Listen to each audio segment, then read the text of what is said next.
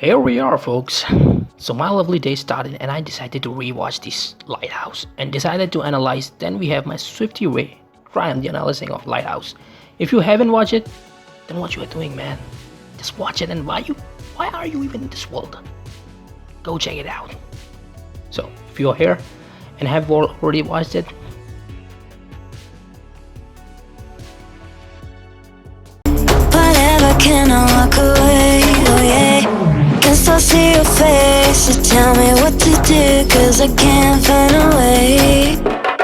Baby, please just tell me. so Lighthouse was directed by Robert Eggers, the one behind The Witch, and if you haven't watched that, I strongly recommend you to go check it out.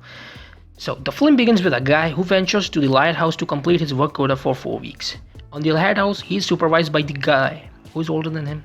After some time, our guy who is on work starts to lose his temperament, which to cool down, he loses on the seagull. Man. That's just brutal. Oh, he killed it. Well, this scene, interacting with the seagull, shows his sanity tearing off piece by piece, and if you look closely to the scene, it takes place after he is scolded or given multiple tasks. That just pisses him off, and this duck comes to piss him off. Okay, setting aside, the seagull is pinnacle of his sanity, which just teases him about his lucrativeness and undermining this character. This relationship between them also shows us the classism and superiority of individuals. The film also gives us the hint about a sea monster and the depth of it. Well, the whole movie is about the bad weather which was taking place during the events. Look, in my opinion, the whole sea monster thing is loosely basing it off at the Lovecraft, which also points towards the fear of unknown. So the next symbolism we closely inspect that it is of alcoholism, how the character cope with its grief and sorrow with past regrets, like with the guy who works for 4 weeks, whose letter reveals his name Ephraim Winslow, but he takes that name to mirror its regrets as he killed, which was implied by him, and actually his name was Thomas Howard. The name Ephraim was a reminder to him about the aforementioned action. The next part of this analysis is my favorite part because this includes the concept of Carl Jung and Sigmund Freud. Well, if you ask who Sigmund Freud and Carl Jung is, they were remarkable psychiatrists and psychoanalysts of the time of 1900s. As Eggers said himself, they would have eating popcorns furiously while watching it if they were here.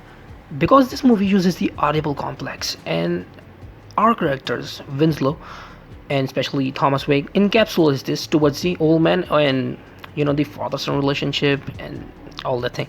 The old man, this guy, is later known as Thomas Wake, who reveals his name when they bond, sort of, I guess. Well, if you ask what Oedipal or Oedipus complex is, to put it simply, Sigmund Freud described it as hatred of a children towards a same-sex parent, like a boy dysfunctional with his father or a girl hating her mom, stuff like that. The film closely explores this phenomena. Well, the other thing about this is mythological take to this film, which takes its cue directly from the characters of Greek mythology. Ephraim Winslow heavily implements towards Prometheus, who defied God by stealing the fire of Olympus. Now, the part of defying God goes toe-to-toe with Winslow, who after much warning of Thomas Wake, after killing him, of course, because he pisses him off, the guy's got a very hard temperament. So he makes to the restricted area in Lighthouse, which he ultimately falls to his death, thus completing the myth. Well, this was like a supernatural stuff if you look at closely, but he dies and it kind of plays like Prometheus.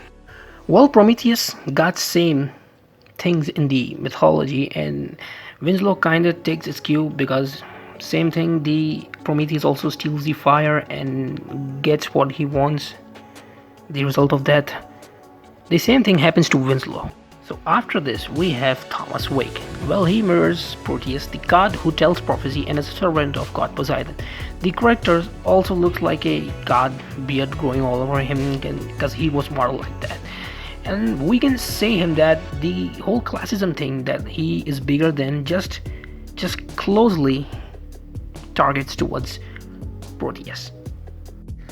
In the end, we can say that Lighthouse is a great culmination or combination of mythology and other notable themes aforementioned as above. And fun fact, Proteus and Prometheus didn't really meet, so it's a unique take. The film also has a real great editing to it, like cuts of our fighting characters, then partying, then fighting, then party, then fighting, then bonding. Okay, it happens like this in the film. And also the soundtrack, just look at it. Let Neptune strike ye dead, Winslow! Well, if you look at the soundtrack, it also garners some major things, like the characters are having some problems, and when the shit goes sideways, the soundtrack goes more eerie and more, you know, it kinda pins your ears and make it like irresistible, but it is really great.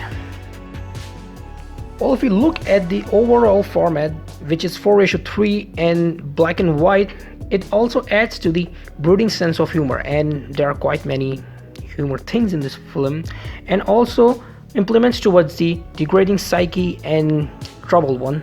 At that, overall, it largely demonstrates the characters of how they are coping and how they are so problematic and three-dimensional.